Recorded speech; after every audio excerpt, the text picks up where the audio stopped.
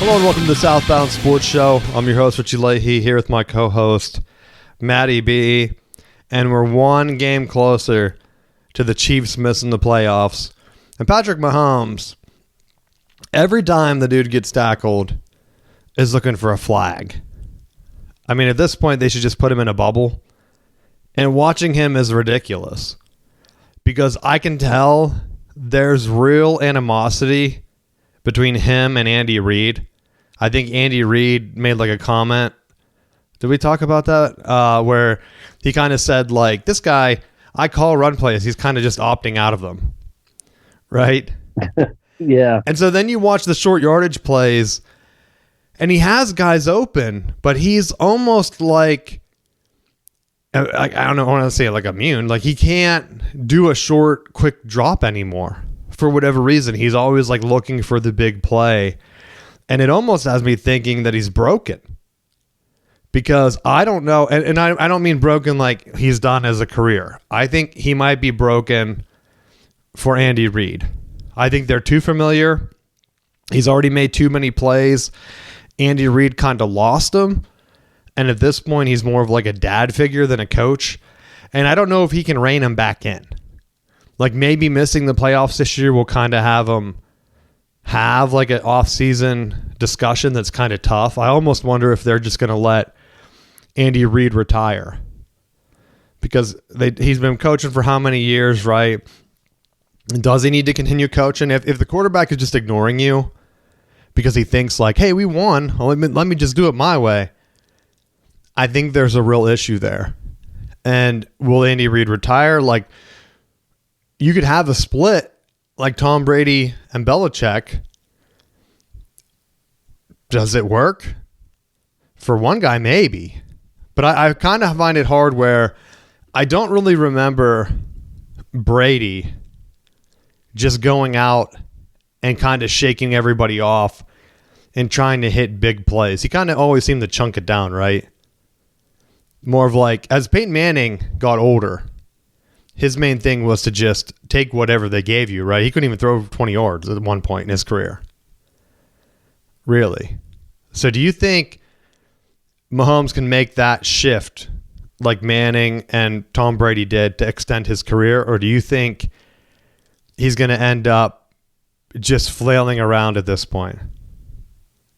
I kind of want to think that he's going to teeter more on the side of extending plays, and I don't know that was more his style. When I look with Brady, for the better part of his career, like he didn't rely on his legs, and Peyton Manning didn't rely on his legs. I don't think that they ever had that gear of evasiveness. So like a huge part of their game from the beginning was be in the pocket. And I think it developed, like over the course of their careers, it evolved from taking the deeper shot to being more understanding where the coverage is and just picking defenses apart with the underneath passes, like adapting to their arm strength and being able to make those adjustments. So I think that was a big part of their game and that evolution, where Mahomes has started in the early part of his career with having the benefit of being more mobile, and so now I think he's having success extending plays. But I think it's going to be harder for him to break that mold and go back into a more conservative approach. There were a couple times where he took 3 steps and I saw Kelsey wide open and I thought, oh great, here he goes. And then he like just kept going 5, 7, like he's doing like a 13-step drop and then throwing it up to Xavier Worthy in like triple coverage. Or like, what was the one guy made a catch? Was it Hollywood Brown? I can't even remember who it was, in like double or triple coverage. And I thought, all right, well, if that's what you're doing, but at some point, dude, you don't have to do that every play. You could just be feeding Kelsey here. And it was almost like they were just giving the cushion, begging him to throw underneath, and he didn't.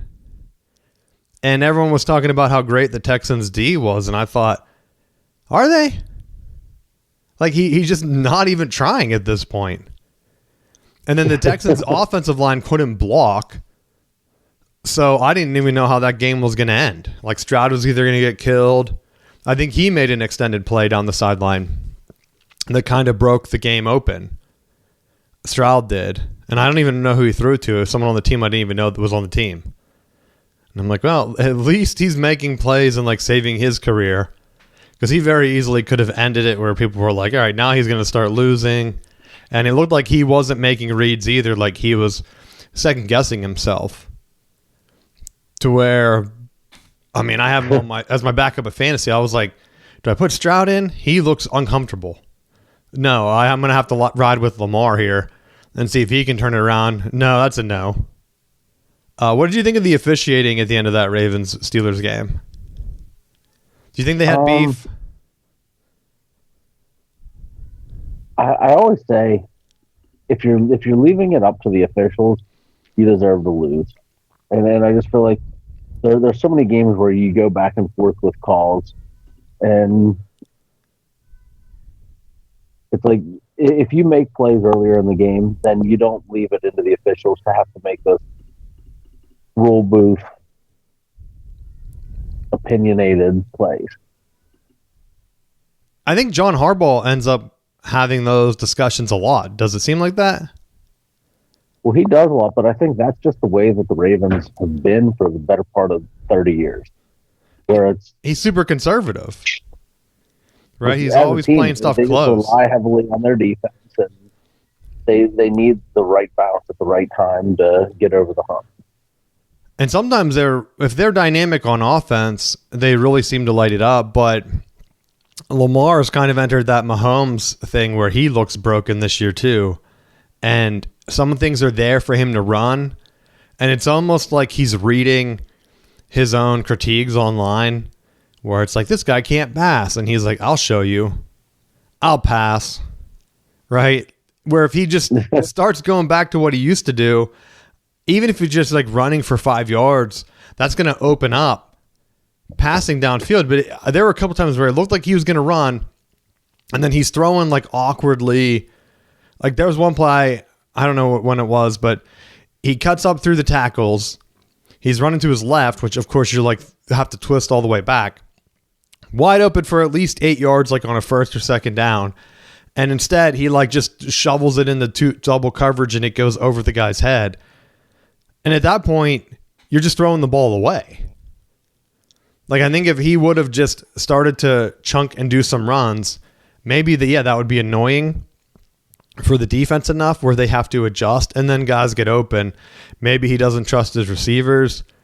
Like, Mark Andrews is still there, though, and they're paying money for him. Like, big money, I think. And so I always wonder, why isn't he getting fed anymore? Is it Derrick Henry? Did Derrick Henry like break their offense to the point where they think they have to just keep feeding him over and over? And with him, Lamar doesn't have to run then? Well, maybe it's the fact that they just lost. They don't have Flacco as a backup. No longer elite. Yeah, he's a Pittsburgh Steeler away from getting the AFC North crown. I don't know what else in the AFC because it's wide open. I don't know what other team really has a chance. The Colts are banking on Phillip Rivers. He's like 100 years old. He's still out there. He's a grandfather now. I looked it up. He'd be the second grandfather to play in the league after Brett Favre did it.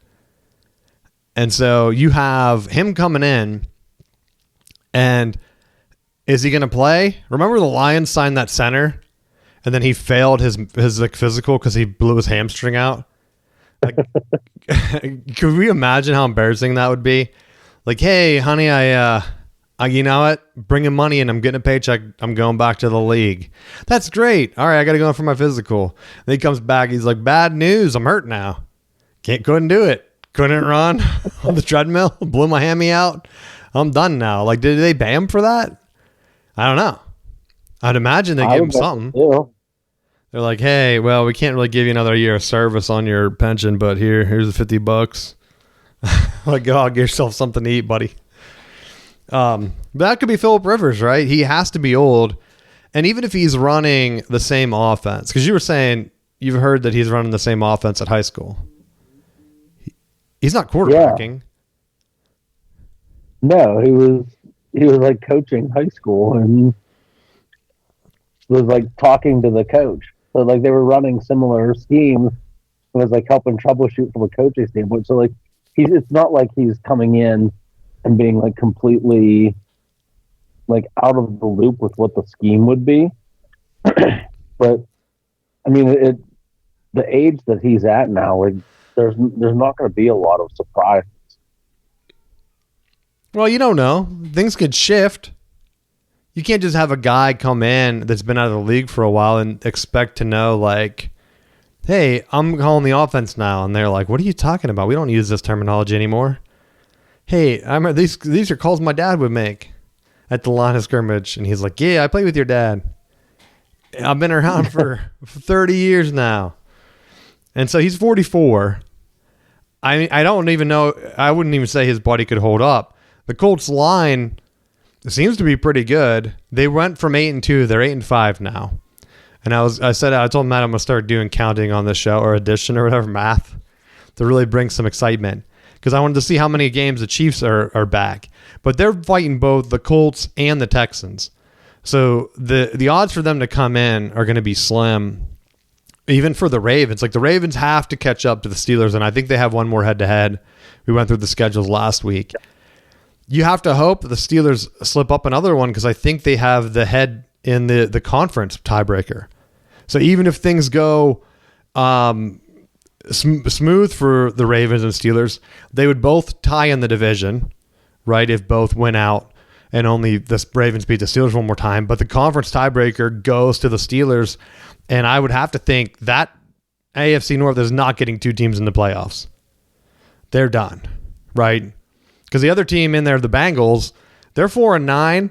They are still technically alive because they play the Steelers, I think. And then you have whatever else in front of them. They're like 3 games back. So if the Steelers and Ravens, no, they don't play the Steelers. They split the Steelers. They play the Ravens, and the Browns. So they could make a comeback if they win out.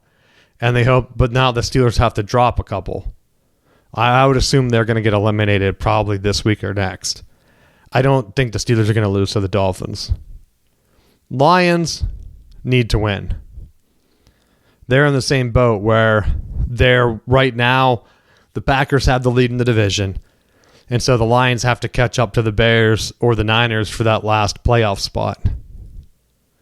And that's good news for McCaffrey fantasy owners, right? Because he has to play. Otherwise, they could be bounced out and then he's done. It's not like they've been eliminated yet where he can shut it down like normal. Or if they have enough of a lead where they can just dog it in. Because they're in for the division. There's a lot of tight division races in the NFC. Cowboys are the other one where the Eagles keep losing. Can the Cowboys catch up to them? I don't know. New York and Washington are both out. So Dallas could make the playoffs if the Eagles keep losing and they're able to catch up. They're only 2 games back. Actually, they have that half game. So they might only be 1.5 back. Luckily, they tied with the Packers, which is what's given the Packers an edge. Not enough to take the number 1 seed, though. I'm still not buying the number 1 seed for the AFC either. If it ends up being the Broncos or the Patriots, I would have to say that's one of the weaker number 1 seeds in recent history. Do you agree? Yeah, I would have to say that. I mean, I saw a stat where the Broncos are winning in spite of the quarterback play. And I know they won a Super Bowl like that with Manning, as we mentioned, just checking down. I don't think Nix has enough moxie or whatever to help them win in a game like that whenever you're playing like another powerhouse team. Because in the playoffs, you're not really playing a bunch of bombs. But there's a lot of teams in the AFC that are just this year. Jacksonville, they're saying like, people don't believe in us. Like, no, I don't. I don't believe in you at all. I don't know how you're in charge of the division right now. Texans are melting down. Colts melting down. Like, it could be anybody. I don't know. I really don't know who wins that division. And I don't think they're going to like make any noise either. That's just my opinion. I think the Broncos would definitely benefit if the Chiefs missed the playoffs and the Ravens, just because I think an Aaron Rodgers is easier to navigate than Lamar, if I'm being honest. This would be the year for Lamar or Josh Allen. You have to make this Super Bowl. Yeah. You have to. Like, if you're trying to make your legacy, this is the year. Like, Josh Allen, you cannot let Bo Nix or, heck, even Aaron Rodgers. I've talked about Aaron Rodgers signing the AFC as one of the worst ideas I've ever heard.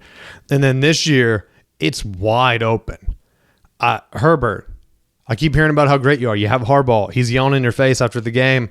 You're just standing there. It's weird. Like, you have no excitement. I know you have a broken hand like Rodgers. This is the year.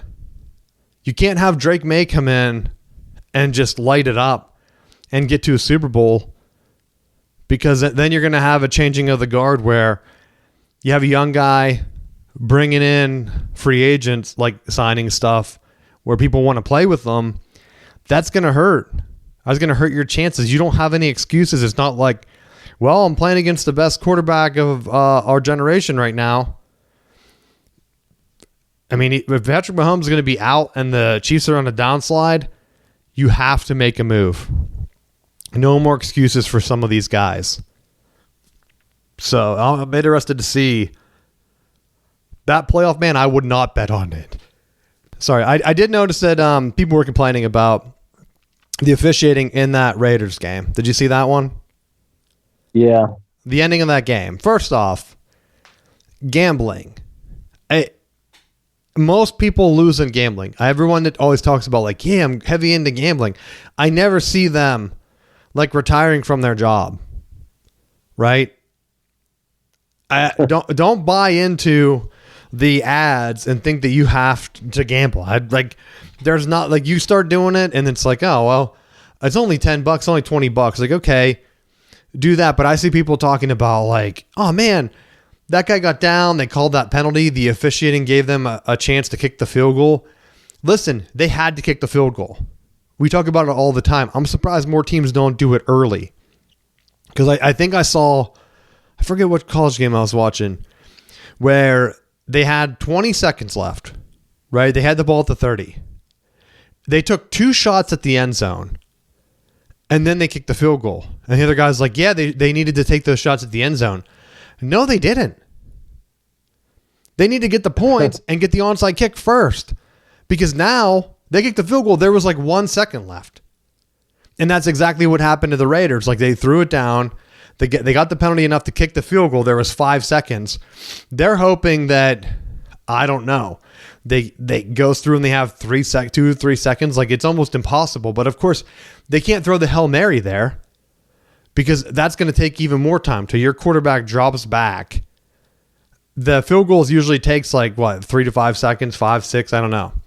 So you need to do it depending on how he kicks it, how fast the ball hits the net or whatever. I don't even know when they stop it, because they normally let the clock go. I'm surprised someone doesn't challenge it where the official underneath the goalpost, because once the ball crosses the goalpost, they should stop it, right? That's the scoring point. And I'm surprised Pete Carroll didn't challenge that, because if you watch the replay, 2 seconds tick off after the ball went through the uprights. Wouldn't that be the rule, Matt? Why would it matter when it lands? It didn't fly in the air for 5 seconds like he's some type of magic punter, right? 5 second hang time. And so I wonder if coaches are going to start to look into that. Now, obviously with an onside kick, if there's only 1 second, they're going to run the second off, right? They're not going to say magic hands and immediately called a fair catch on the recovering team. No, the defender's going to touch it first no matter what. 1 second's going to run off the clock. You're out of time. I mean, best case scenario, you get it back and then you have a second to throw a Hail Mary. Just out of time, bad luck. If you're that upset about them not covering because of a BS, I get it. But you got to know, there's so many scandals going on with players just blatantly telling their buddies, yeah, I'm not going to do good today. Don't bet on me. And some guys, like, you wonder, like a running back, all it takes is for him to go into the tunnel for a bit and let the backup eat for a while, and then you come back and like you're on fantasy and you're wondering like, man, I wish they would give me a heads up. That's why I'm surprised that at this day and age for fantasy, like a lot of the gambling things and the prop bets, I'm wondering if we're going to see a shift. I don't think fantasy would ever get to this point, but I wonder if you're going to start seeing a shift where it's player agnostic, right? To where it's like, okay, the Ravens running backs are going to have a touchdown or 2 touchdowns or whatever. And then if Derrick Henry just decides not to play or he gets hurt, guess what? They're not giving you any fair play credit for that bet, right? You're just going to be stuck with backup not scoring and you're done. And so that's where I wonder, because the fair play bets where a lot of these books, if someone gets hurt, they just don't take the bet, that has to hurt them. Otherwise, what's the point? Like, now, of course, they're not going to have everyone lose that bet. I mean, they would take a killing, but it's bad look for them. And then that's going to make people not want to gamble. So I think the natural evolution is for them to just shift away from players. And then that would go ahead and get players out of like the point shaving type stuff. Because if you have like, okay, the point guard position at whatever team is going to have 8 assists, and the first guy is dogging it because he told his friend to take the under, and then the coach benches him and the backup comes in and gets 8 assists in like 10 minutes. Yeah, that's going to stop the player automatically shaving, right? I think it'd be harder in basketball just because of the movement of the players and the positions. But in the NFL, it's very easy. Like quarterback, Broncos, you're just drafting the Broncos quarterback. You know it's going to be Knicks for now, but what if it's not? And then if your guy gets hurt and you have a backup come in and you have like a scenario where like the Colts, and that's your guy, you just have Phillip Rivers now. And you're like, oh no, that's horrible for me. You're like, great, he's 100 years old. He's playing the Seahawks defense. They've been awesome in fantasy. I can't wait for them to feast, right? Because they're not going to, like, he might not get interceptions. Like, what about Hurts? Hurts comes in, throws an interception.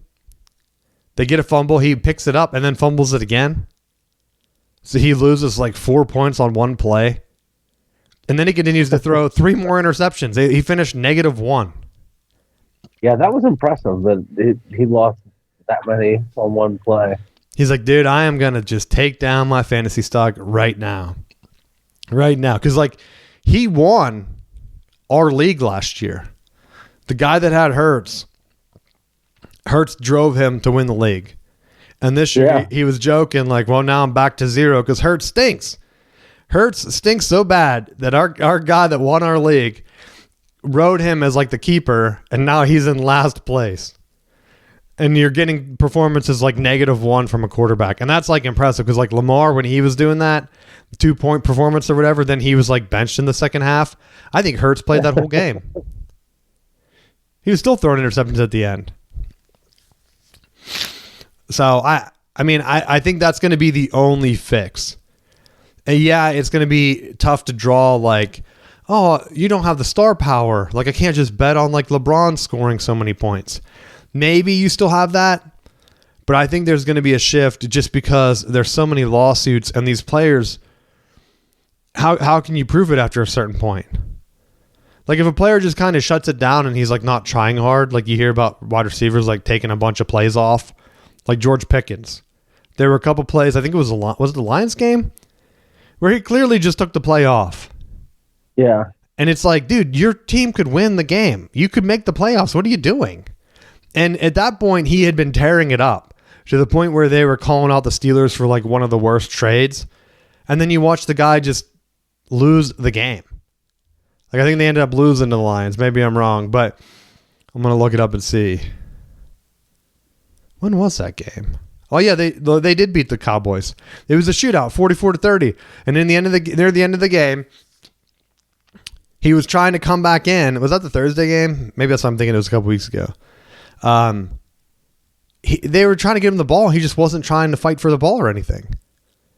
I know he wasn't tired. It cracked up because that was one of the things that it was like like that was one of the reasons when they traded him away was that. That's what part of the reason he was on the trading block to begin with, because he wasn't hustling. And that's what I'm saying. Like, I think everyone starts to realize it. Yeah, he's great. But some of the guys that they used to call head cases like T.O., I don't remember T.O. or like Ochocinco taking plays off. Like, they wanted the ball. They wanted to be studs.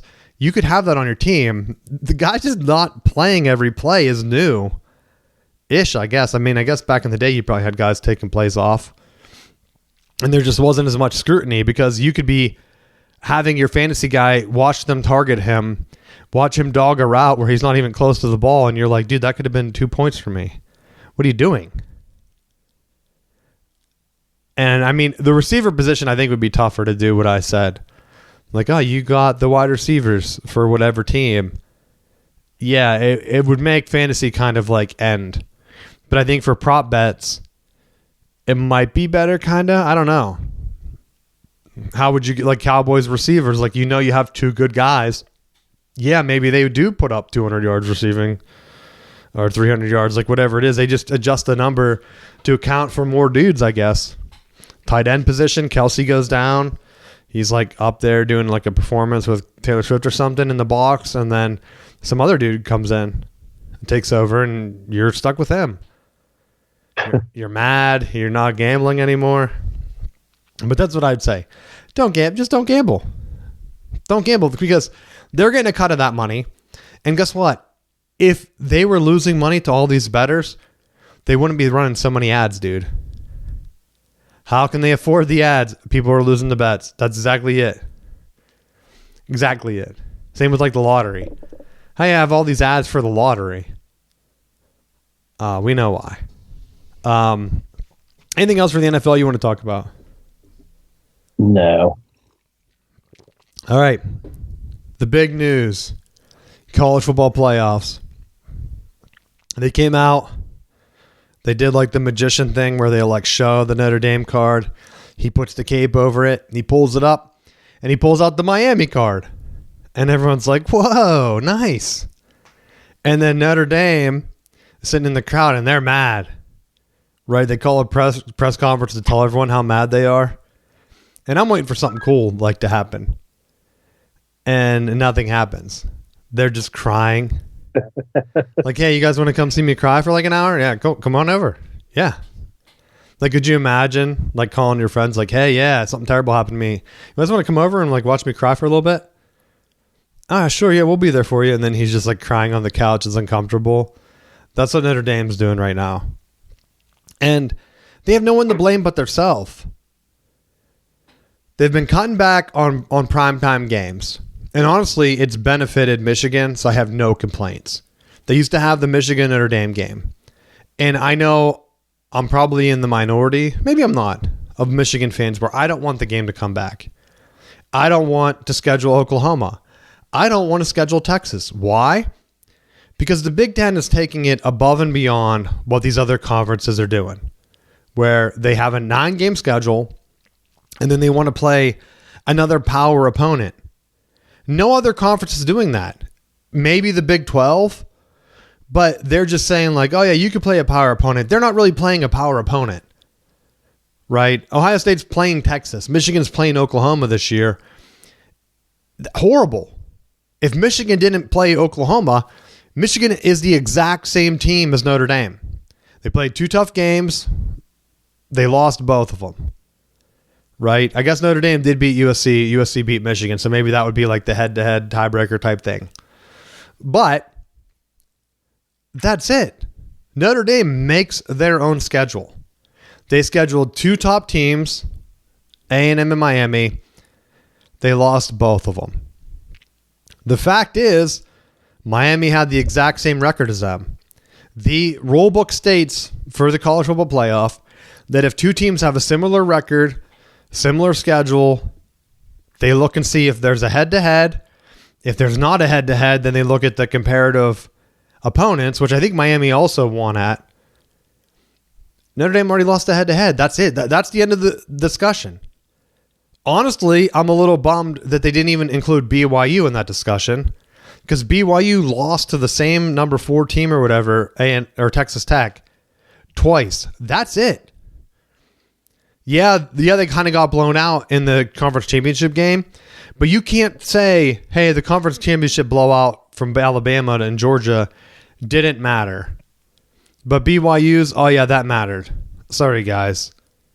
You just can't have it both ways. I don't understand it. They could have very easily ended it by never ranking Notre Dame ahead of BYU. You put BYU ahead, and you say, look, they played a 9-game conference schedule. Notre Dame's playing 5 ACC schools and then a bunch of hand-picked opponents. That's it. And even the ACC, they're not really playing Clemson, Florida State, and Miami every year. You're playing like, oh, we need to play our old friends. Like, nothing against Pitt. I really think the College Football Playoff Committee, they must have been listening to our show, Matt. They really thought Miami was going to choke against Pitt. I think that's honestly what they thought. They thought, we'll keep Notre Dame ahead. When Miami loses, we'll look like geniuses. And then Miami beats the crap out of Pitt. I think like if this isn't Notre Dame getting to handpick who they want to play each year from the ACC. Because part of that initial agreement of bringing them in was that this was going to help, at the time, the programs like the Georgia Tech that was in the bottom, that was toward the bottom, the Boston College, the teams in the ACC that really weren't drawing a lot of money. It was like, hey, this is going to help generate some revenue for you because you're going to bring, you're going to have a chance to play Notre Dame. They draw from wherever they play, that it's going to help generate some revenue for you. So that it was going to spread that wealth. And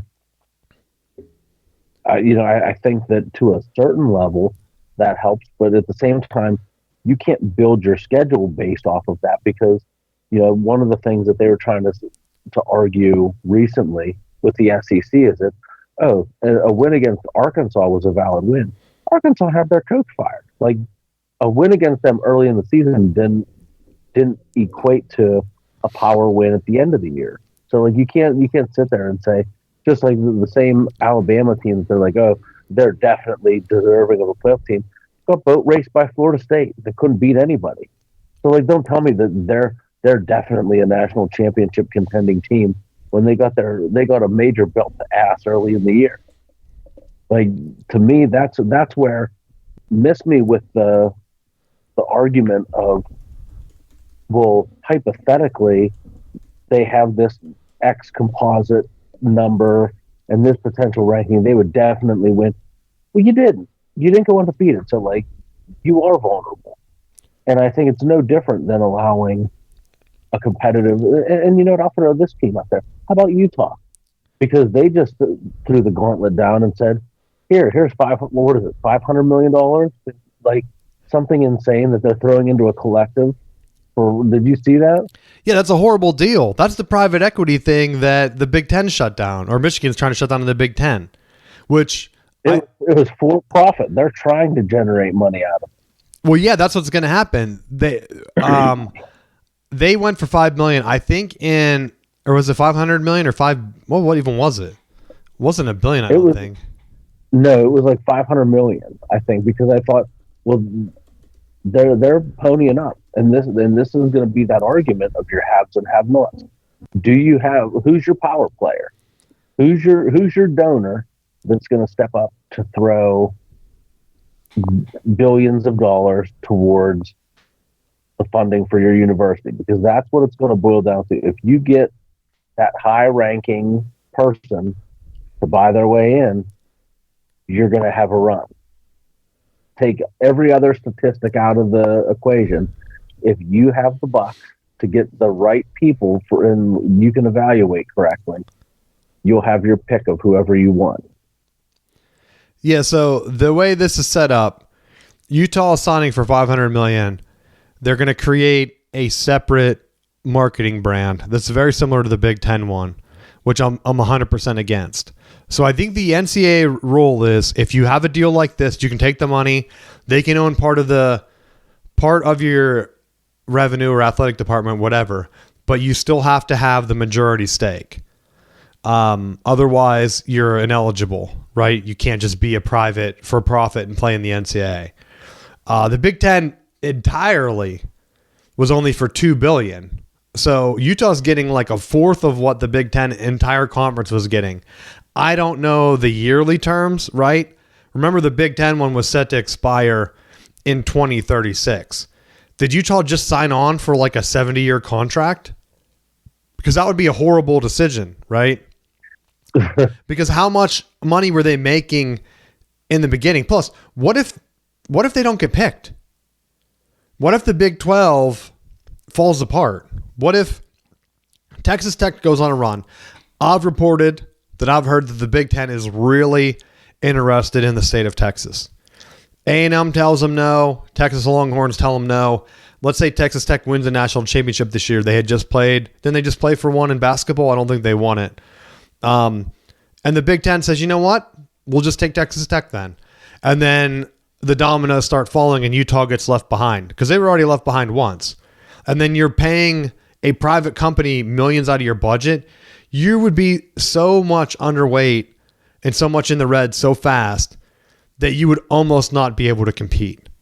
And I think that I looked at some of the numbers that Michigan was kind of bringing up, where I think Michigan is the only Big Ten athletic department next year that will not be underwater, right? Because they're all losing money. Ohio State's coaching staff, I saw, cost more than the entire staff of the Bengals and Browns put together.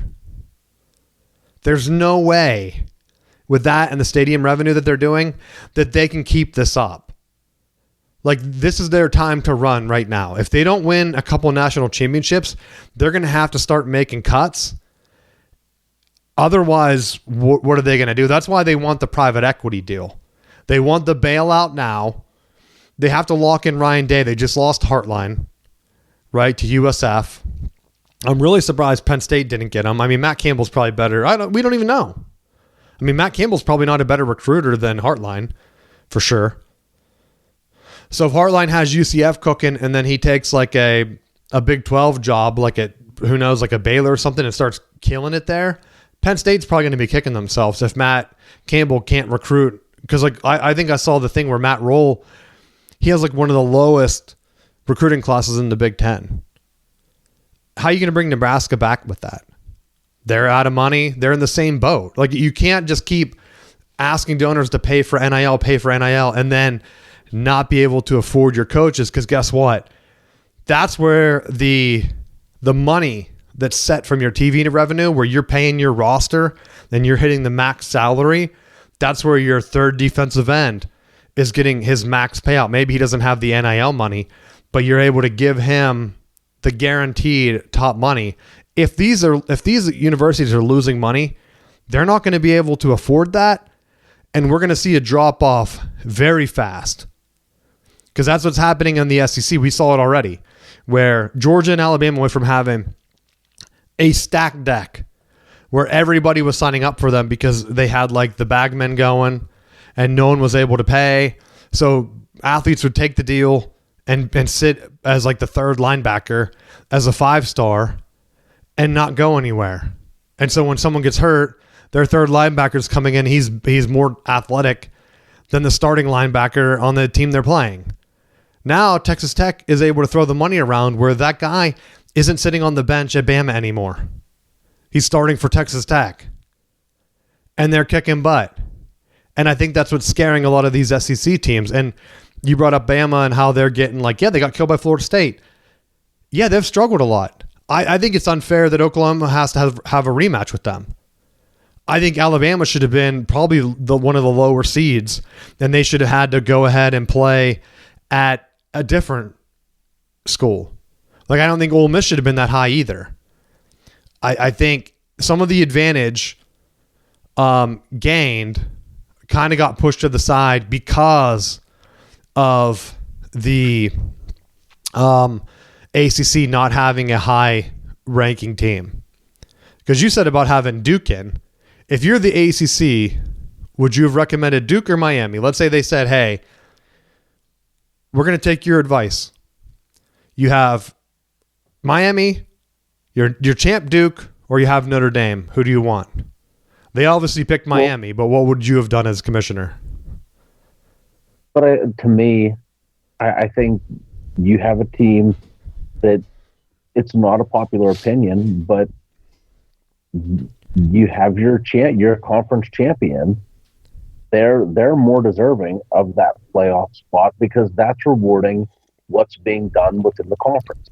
If you're Miami and you don't like it, don't lose conference games. If you're Notre Dame and you don't like it, join a conference. Like, to me, that's one of the bigger issues. Like, everyone wants to say, well, it's this, it's that. But, from the get-go, the issue that I had, going back to the Florida State stuff, it was they were a conference champion, and they were left out. Like, to me, that's where you have to have, because personally, I like, if you feel like you're a competitive team and you're a national championship caliber team, I want to play whoever those top teams are, Big 10, SEC, Big 12. I don't want there to be an asterisk. I don't want it to be where you played 10 nobodies and then you got into the playoffs and it was teams that were all 5-loss teams and you skated through. Like, I would rather it be, if you're going to win the national championship, have it be a gauntlet that you beat there's no doubt when you win the championship that it was like, oh, it wasn't a fluke. Like, you played whoever the best teams were and you came out on top. I'm okay with that. Now, the flip side of that is right now, the state of Florida State, it's like, yeah, I want all the cupcake teams so that it make me feel good about myself and pat it so that you can backdoor your way in. And, like, if you're not that type of team, I think there's a lot of programs that do that, where they want to just say, yeah, we made the playoffs, collect that extra money from qualifying, get thumped in the first round of the playoffs, and be like, well, that was a good year, hang it up, and not really do a lot to maintain that competitiveness of taking the bigger step, the bigger picture of competing on that stage. And that's where my thing with the playoff rankings, it seems almost like they cherry picked them to kind of get some of the results that they wanted. Right. Well, and I think, like, what way do you want to have it where the games matter, or do you want to have it where you're just trying to generate revenue? Because Miami will definitely generate more money, I would think, than Duke. So if you're looking at it from a financial standpoint, it makes more sense to put them in. Well, just like with some of the ACC did that to themselves, though. Like, they knew, hey, we have an unbalanced schedule. We only have an 8-game schedule. And they've been adamant that they do not want a 9-game schedule. Well, guess what, dude? When you have an 8-game schedule, you're going to have 10 ties. You haven't noticed that with the Coastal Division, where every year it's a different team winning and they're always horrible. They did away with the divisions, though. I know, but it's the same thing. They added more teams, so now you have a bunch of crap teams all tied, and their tiebreaker is what? Picking the worst one? And then they're begging for Virginia to beat them. And I even said Virginia isn't even good. They just benefited by having their loss to NC State not count as an ACC game because they played it non-conference. How insane is that? If that game would have been the 9th game, Virginia's probably not even playing in that ACC championship. Just go to a 9-game schedule. It's not that hard. We have to mix in Notre Dame. And so now it's like a weird marriage where they're both hating each other because the ACC stinks and their scheduling stinks, so they're not getting the best teams in. The only solution is to use the college football playoff ranking as a tiebreaker. That's realistically it, where it would have been, okay, Miami versus Virginia then. And then you're hoping that Miami pulls off the win. Otherwise, you're going to get Virginia in, and they're going to probably get smoked. But what are you going to do? Like, at that point, what are you going to do? I mean, the Big Ten had the same thing for how many years, where you're just hoping that the West Conference never wins, and guess what? They never won. Right? You're like, okay, please don't eliminate Michigan, Iowa, or like Ohio State. Please don't lose to Northwestern, for the love of God. I know Urban Meyer usually throws up one big egg against like Purdue or someone. You're just begging for them to win the conference championship, and a lot of people complained about that. But who cares? Right? The conference championship was more of like a reward for some of those teams to get in from the West that don't have the same exposure. And now, other than Indiana was in the East anyway, you still don't have anyone from the West competing. Right? Could you imagine the gauntlet right now if you had this Indiana, not Notre Dame, Michigan, Ohio State, and Penn State? Heck, if Michigan had Notre Dame on the schedule, which is where I was going with it, that would be 5 or 4 teams, because they can't count themselves. 4 monster games every year, plus Michigan State, which is always annoying. Why would you schedule Notre Dame at that point? What would you do that for? So cut that game out until the ACC and the other ones bump up. I know the SEC is going to it next year, and that's why I think this is going to be the last year of the SEC BS. And I bring it up because Alabama and Oklahoma is a rematch. I think Tulane and Ole Miss is a rematch. Why are we having 2 rematches in the first round? We already know the results. Ole Miss lost their head coach. Bump them back. Why can't they should be bumped out? Why can't Miami get the benefit of the doubt and play Tulane? Right? They're conference, well, they're not even conference champs though, so I can't even argue that. But why couldn't Miami? Why couldn't they move things around? They're going to Texas A&M. You couldn't have Miami play Notre Dame in. There's your opportunity. Kick Ole Miss out and put Notre Dame in. Say, sorry, we don't know what your team's going to look like. You lost your head coach. Or do the same thing you do with BYU and kick Bama out. Very simple. Put Notre Dame there. Notre Dame plays Oklahoma. Move Miami to play Ole Miss or whatever, and then Tulane plays A&M. 4 new games. Right now we're getting 2 games that are rematches. JMU going to Oregon, which who knows? Don't they and Tulane both have new coaches anyway? I'm hoping Oregon just lays an absolute beatdown on them. But it's almost like the committee ranked it where they said, all right, now our second round matchup is going to be Oregon and Texas Tech. Indiana's going to have to play an SEC team no matter what, because we don't really trust them. Ohio State now has the hardest path with Miami and A&M with Indiana.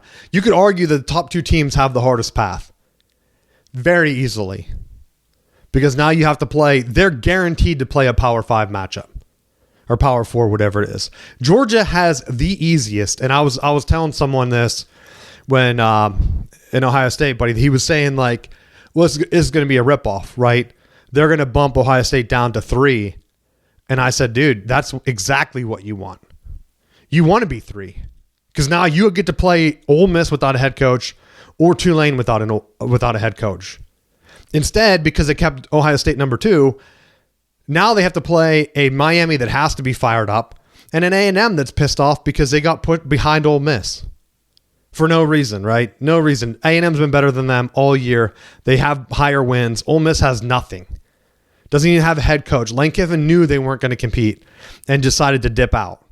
And now some of their coaches' staff is going back because it's a weird mix where I guarantee, and you know this too, dude, we just had a signing day. How hard do you think they were getting negatively recruited against at LSU whenever they get there? And they start talking to the players, and everyone's like, these are guys that first sign of anything, they're out of here. Alabama calls them, they're out. Why would you want to come play for them at LSU? I guarantee that's why there was some backtracking with the coaching staff, and they went back to coach that Ole Miss team. There's no other way to explain it. Why would you go back? Why would you tell them no? And then there was some haggling saying that Lane Kiffin was forcing them to, and they didn't really want to, and now they're going back. They're not going to be prepared. If Tulane had their coach, I would think I would almost put Tulane on upset alert. Everyone keeps saying, why is Tulane in? Watch. I don't think Oregon will get upset because of what happened last year. I think they'll be ready to go. But I would not be surprised if Tulane won. And then do miracles happen? Because that's what we need. We need one of these smaller schools to make the Final Four. I've been saying all along that this is going to become like the basketball tournament. You've already said it, where teams are just happy to make it and get that pay cut. Teams need to make the Final Four. It's set up right now to where the Big Ten legit might not have a team in the Final Four. And I think they did it on purpose. I honestly think they did it on purpose Oregon probably has the easiest path, of course, which is insane because you have the number 1 and the 2 seeds. And but I think just with that comment there, I don't care what conference the national champion. Like, I don't care if the ACC has a representative in the Final Four. I don't give a rat's ass if the Big Ten has a representative. I don't care if the SEC has someone. I want competitively the teams that are supposed to be competing for the national championship playing at that time. I don't care where they come from. I don't boo-hoo over this team or that team or they've been competitive. Bullshit. What'd you do for me lately is what it boils down to. Man, that's where I think when you start looking at, well, there should be this league is so much more competitive. Well, if you're that much more competitive, then just go have your own playoff. Like, just break off from NCAA and do your own thing. Because, like, that's my biggest gripe right now with all this, is that there's the people that just think that they're above the rest of the league, and it takes away from the BYUs, it takes away from the Utahs, it takes away from, some of these other lower level conferences of their opportunity to play for it. If they're a 2-win team, just because they were in the MAC doesn't mean that they should be pushed out the door because the 5th SEC team is pushing for that spot. And granted, in that head-to-head matchup, maybe they lose 9 out of 10 times, but they still deserve that right. And I think that's the point that's been missed. And I think I honestly do. I've been saying the entire time, I think the only solution is to just go to a 16-team playoff. You can't do what the Big Ten wants and have a 24-team playoff. And I think you should have conference champs. I don't think it should only be 5. I think it legit should be at least 8, if not all 10. I've said this before. I think what's going to happen is if they said, hey, we're going to have 8 conference champs and 8 at large for a 16-team playoff, we're going to get rid of the byes because everyone thinks that these lower conferences are not good anyway, and it's almost like having a bye week, right? Like Oregon gets like almost a warm-up game. Okay, why doesn't Indiana get a warm-up game? Right? Like, okay, then make all of the lower conference champs, like let Indiana beat the crap out of Duke, 5-loss Duke. Or what if Duke pulls off an upset, right? That'd be funny. I mean, maybe not for Indiana. Maybe if they played like Ohio State and beat them, that'd be hilarious. But like, give them a chance. Why cut Duke out and then try to put Notre Dame in there when they have no wins, no conference champions? They have nothing. They said that they had their conference, or their AD was saying they had like an historic 10-game run. And I was laughing because I know offhand, off the top of my head, that undefeated Florida State team with Jameis and undefeated Michigan from a couple years ago, both were kicking the crap out of everyone they played, to where, if you remember, we had that like margin of victory. There's no way Notre Dame would even match that. And guess what? They both played ranked teams and they both finished undefeated. Notre Dame had 2 losses. They lost both tough games. Like those 2 teams, and I think LSU was in that list, and there's a couple other teams that had way better 10-game runs than whatever the heck the Notre Dame AD is talking about. Playing a bunch of nobodies. Historic, my ass. So I mean, I agree with you. I don't think because I even thought, well, what if they try to just make the extra SEC teams play each other? But then, to your point, you're guaranteeing at least one of them moves on, because like you could put A&M against Alabama, and then Ole Miss against Oklahoma, but then you're guaranteeing one of them moves on. I mean, you're kind of guaranteeing it by putting Ole Miss against Tulane as a rematch when you know Ole Miss beat them by like 18 or something like that. Okay, this would never happen, but this would be about the fairest way that you could possibly do this. Because right now, part of the issue is that you have the SEC and the Big Ten, but just the size of the conference being unbalanced. You could do this one of 2 ways to even it out. You could do an AFC NFC and just take all of NCAA and break them into the Big Ten and the SEC, or Big Ten and SEC, and then you have your NFC playoff bracket, your AFC bracket, and break it off from there. The other option, which would be much more expensive, and it would financially just not work because of how much how many administrative jobs you would cut, but completely restructure into like a pod type system that you've talked about in the past, where you take all those teams, break them into 10 team pods. And now within, say it's a 5-year cycle, you say for this 5 years, this is your conference. And you list it however you want to, geographically, if you want those local teams meet. I know some of the issue is that, well, this conference has to play a quote tougher schedule. So like, do you do a combination of some geographical rivalries with also hit or miss power thing, so that you know that you're going to have a couple easier schools or easier games balanced with some more competitive games? Like, it's not perfect, but it gives you, a more balanced conference schedule, so that when you go to the end of the year, everyone has an opportunity to play 2 or 3 ranked games that gives you a test that says this is what your regular season means something.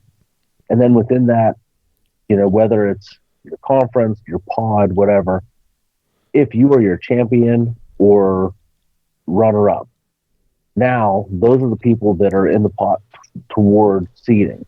And I think, like, just the way you look at the NFL seeding, they have your conference leaders are your main seeds, and then they have the next round of best record that gets the next one, your wild cards, and then in the hunt. Like, you may not like who's in whatever spot, but it's rewarding. If you're winning your game and you have that mix, it works. And now you're not having to say, well, Notre Dame has played a bunch of nobodies, lost their 2 ranked matchups, and, well, I can't believe that we're left out. We were only lost 2 games on here. Yeah, you lost to the 2 teams that had a pulse. It makes sense. Well, that's the one thing Notre Dame fans are missing. I keep being told that next year it won't matter because Notre Dame, if they finish in the top 12 or whatever, they're guaranteed. Who's to say next year they don't shift the rankings around where was it Vanderbilt that's right there at 10-2, or Texas that has a better resume? The committee just doesn't preemptively put them ahead of Notre Dame. And then since Notre Dame has no tough scheduled games, that's just where they are, right? They don't have to put them in there. They could have very easily put BYU ahead of them. Very easily could have put Vanderbilt ahead of them. And guess what? They're not getting the auto bid. And I think the auto bids are stupid. I looked it up. There are 9 conferences right now because the Pac-12 doesn't exist yet. And so there might only even be 9. So for my system to work, you have 8 conference champs. If there's 9, you make the lowest 2 play a play-in game. Right? Like, that's what they do in basketball. They just end up having to play a play-in game. And I don't think we have it. Do the playoffs start this week? Like, I don't think we have a bye week, but maybe I'm wrong. I don't remember what the actual schedule looks like. But let's see if this bracket has it. No, we have 1 week as sort of like a buffer where it's the Army-Navy. Or no, they do have it on here as Boise State and Washington. Oh, no, these are bowl games. Yeah. Where's the playoffs? They start on the 19th, right? So, yeah, you have a buffer week where this week you have Army-Navy and then you have 2 play-in games. Why not? Right? Yeah. I mean, that's if you have 10 conference, because then you'd have 10 conference champs. Because this year, I mean, it is kind of embarrassing for some of the conferences to get like an auto bid, because you have like 8-5 Duke. Okay, yeah, you're that bad. You got to play the play-in game against Kennesaw State, or I mean Western Michigan. I think they won their 9-4, or Boise State. Like, you just take whatever ones have the lowest record. I think it would be those 4: Western Michigan, Kennesaw State, Duke, and Boise State. Those are the 4 teams that are in the play-in weekend. And I don't think anyone would complain because, like, to your point, you want competitive games. Those play-in games for the college basketball tournament, a lot of them are competitive, and I know a lot of them include just like more Power 5 schools or whatever. But okay, Then let the conference champs play the lowest auto bids, right? Or the at large. Like let Notre Dame. They didn't get in. They didn't play a conference champs. Make them beat Boise State to get in. Do they do it? Maybe. We don't know. It'd be funny just to make them play a play-in game every year just because you're not a conference champ. Sorry about your luck. Join a conference. And it's just another home game for one of the schools anyway, which would increase revenue, which is your point. You bring that up. And you have that as a thing. And that's why I think you should get rid of the buys, because you have two Big Ten teams now that don't get the extra revenue. Indiana and Ohio State. Like, yeah, great that they get a bye. There's a real chance the bye teams, I don't think, did any of them win last year? Like, that was instant death last year because you had that extra week off. Actually, you had 2 weeks off. So now, instead, everyone would get a bye week, except for the play-in games, and then you go right in, and that's it. It's perfect. 16 teams. Every conference has a thing. There can never be anybody that says, like, you know what? I think X team was national champs. Because any undefeated team would probably never be left out. We've never really had more than like a couple 5 undefeated teams or conference champs that are up there. They'd be in. Like your point. You win the conference, you're in. You have an easy path to get there. I think we just got to decide what you want to do with like the Pac-12 conference and the independents. Right now, there's only 2 this year. You have Notre Dame and UConn. UConn was 9-3. Very easily could have been some type of at-large depending on their schedule. Probably wasn't that good. But like I could see them joining a conference. The Mountain West is going to go ahead and consolidate. Let all the teams in. Everyone keeps talking about how we need to separate them. Then the SEC is so against having a 9-game schedule for the longest time because they want 3 cupcakes. They don't want to separate from the Sun Belt. Right? That's easy money for them where they can sell out a game at home. They can give tickets away to donors that can do all this stuff. We don't want a separation. That's what makes college football great. You don't want just an NFL light. I just think we need every team to have a seat at the table. If I'm an alum of like down here, East Carolina, I know a lot of them. You're an alum of East Carolina. What is your incentive to want to watch college football? I mean, in basketball, you have a chance. Right? You know what you need to do to make the tournament. You have to win. And if you win your conference, you're in. It's plain and simple. A lot of the conferences just use the tournament, which is even better because if you have a guy get hurt, whatever, all you have to do is get hot at the right time, win the tournament, and you're in. Football, you don't have that. Now, whether they do, now like you said, conferences are getting too big. I think naturally as they consolidate, because you bring up the SEC, the real big problem is the Big Ten's like the biggest conference, but the ACC is right there with them, and the ACC only had the 8-game schedule, so there's no real way to differentiate against. They had SMU, Miami, Pitt, Georgia Tech, and Duke all at 6-2 in the conference. How are you supposed to have a true conference champ? And whatever tiebreaker they thought up, they picked the team with the worst record. How? Right? They could have threw darts at a board and got luckier and hit like Georgia Tech, which maybe they're 9-3, Virginia's 10-3. The winner of that game's probably in because they're going to be ranked ahead of Tulane, and then the ACC gets 2 payouts. Right? Just because of their weird tiebreaker. I still don't understand why they didn't just say, you know what? Sorry, Duke. We're doing an in-season shift where it's going to be Virginia versus Georgia Tech or Virginia versus Miami. And that's that we changed the tiebreaker. Sorry, dude. And I'm sure Duke wouldn't care. Like I heard a lot of Duke fans down here, they honestly thought they were getting in the playoffs. How? How do you think that?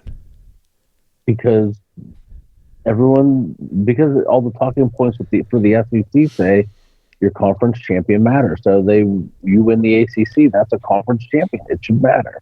Like BYU finished 12th and people were like, oh yeah, you should be mad at Tulane. Like, no. Be mad at the extra SEC teams in front of you. Well, and I've said this too.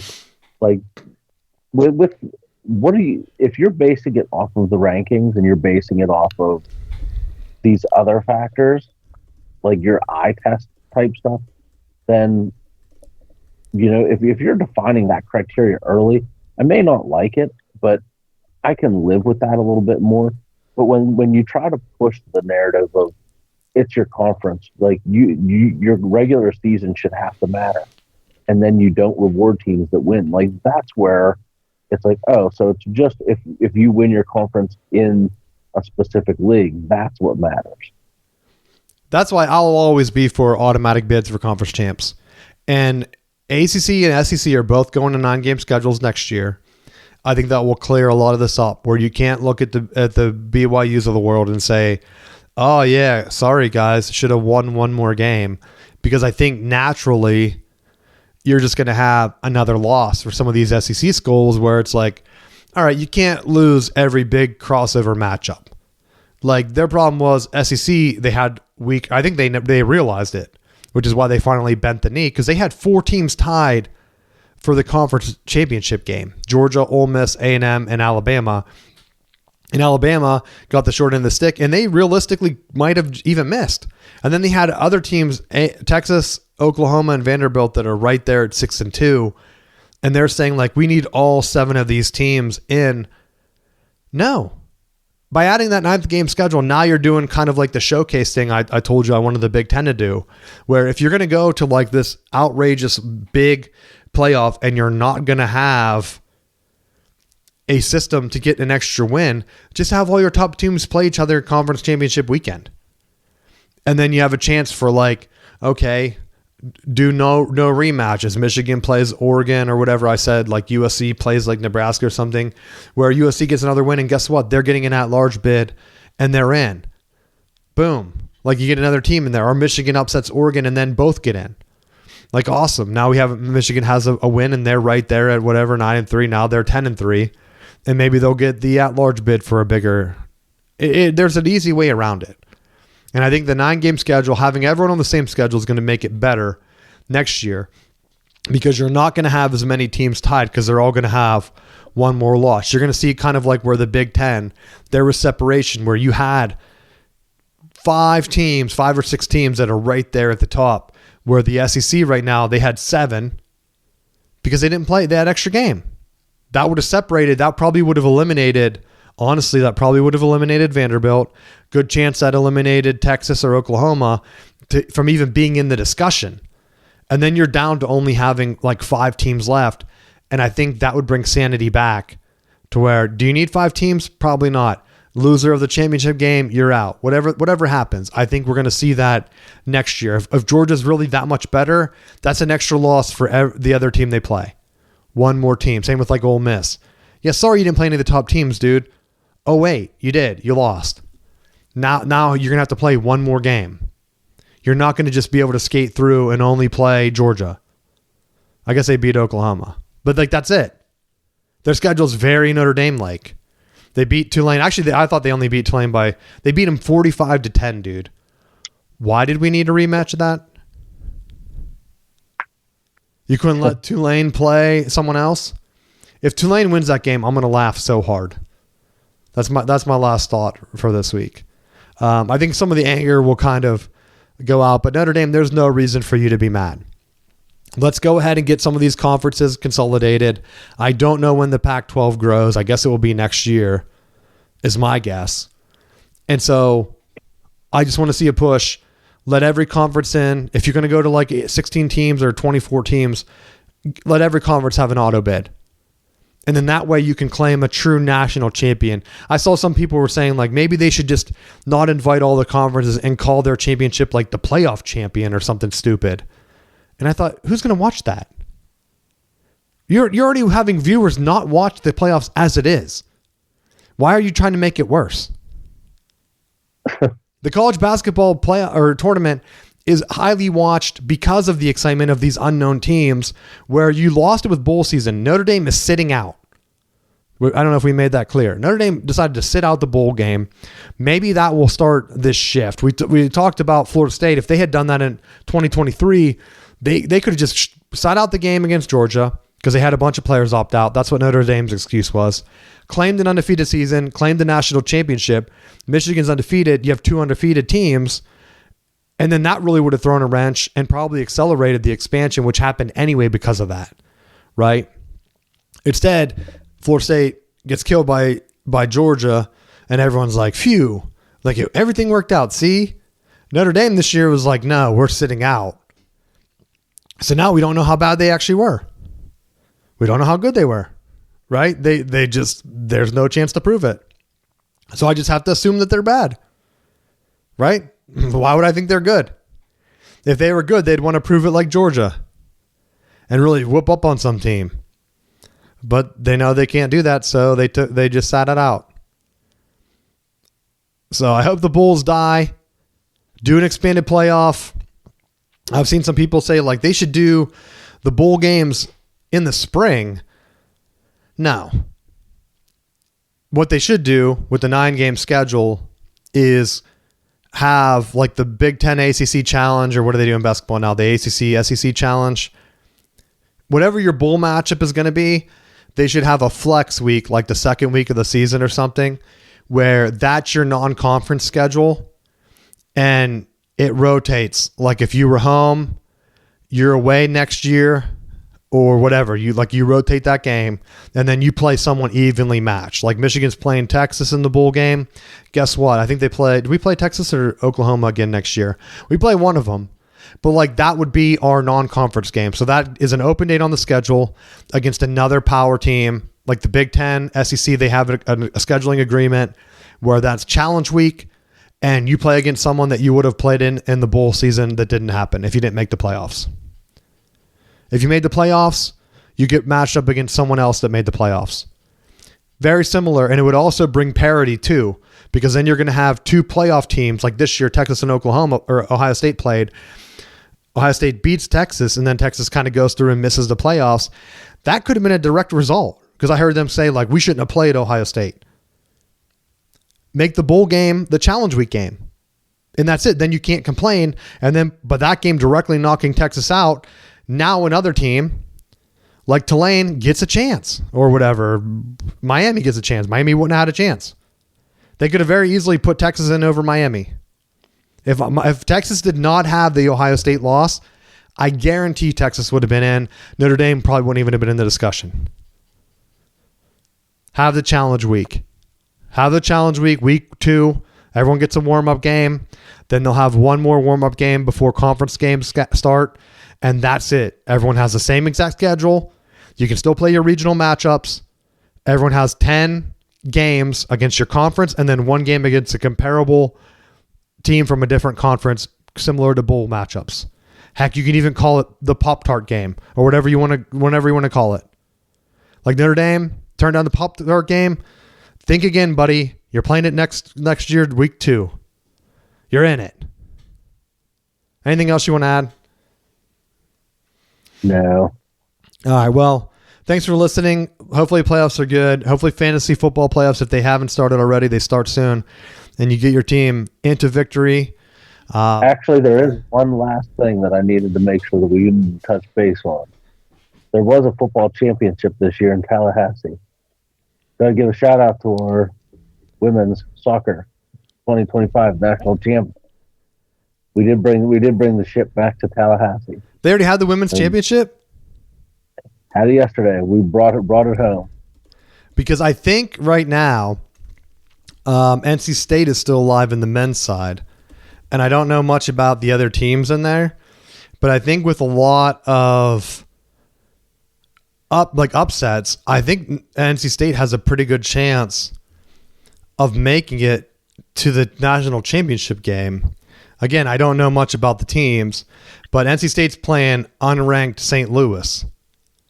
And then the championship game would be against either Furman, which is ranked 16th, and then unranked Washington. So NC State's the highest remaining ranked. They're only ranked 15th, of course.